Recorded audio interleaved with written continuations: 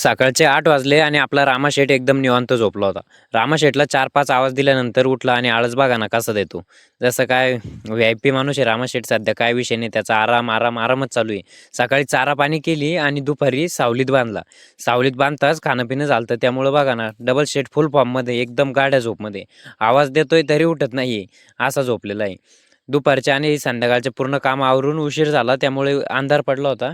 तरी मुलं म्हणे रामाशेठला व्यायामला न्यायचं. व्यायामला नेल्यानंतर असं काय होईल आम्हाला वाटलं सुद्धा नव्हतं. रोज जिथे नेतो तिथेच नेला. अद्रकीच्या शेतात रामाला व्यायामला नेलं आणि ठिबकच्या नळीत पाय गुंतला. पाय गुंतला त्या कारणाने रामाशेठचा पाय मुचकला.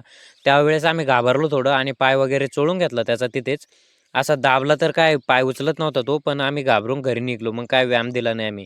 परंतु घरी जाताना रामाशेठ एक पाय कंटिन्यू वरतीच पकडायचा. त्याला दुसरा पाय असा खाली ठेवला का त्रास व्हायचा. तुम्ही बघू शकता व्हिडिओमध्ये त्याला किती त्रास होतो. 3च पायावर चालतो, एका पायावर जास्त लोड देता जात नाही. परंतु संपेल तो रामा कसला. घरी आणताच असा मातीचा गंज होता, तिथे लगेच माती उकरायला लागला. आता काय बोलावं या रामाला. परंतु सगळे मुलं चिंतात होते. त्यामुळे रामाशेठला बांधलं आणि शांत झालो. डॉक्टरला कॉल केला. डॉक्टर म्हणे सकाळी येऊन जाईल, काही अडचण नाही. तोपर्यंत तुम्ही आपल्या रामासाठी एक कमेंट करून टाका छानशी. रामाचे व्हिडिओ आवडता का तुम्हाला हे सुद्धा सांगा. आणि आई जगदंबेच्या चरणी हीच प्रार्थना राहील, लवकर आमचा रामा बरा करून टाक. आणि 2 दिवसात आपल्याला रामाचा फेरा सुद्धा घेणं आहे. तुम्हाला सुद्धा फेरा बघायला आवडेल का? रामा कसा पळतोय बघायला आवडेल का? कमेंट करून सांगा. आणि पुढचा व्हिडिओ कशाविषयी पाहिजे तुम्हाला रामाचा, कमेंट करून नक्की सांगा. धन्यवाद.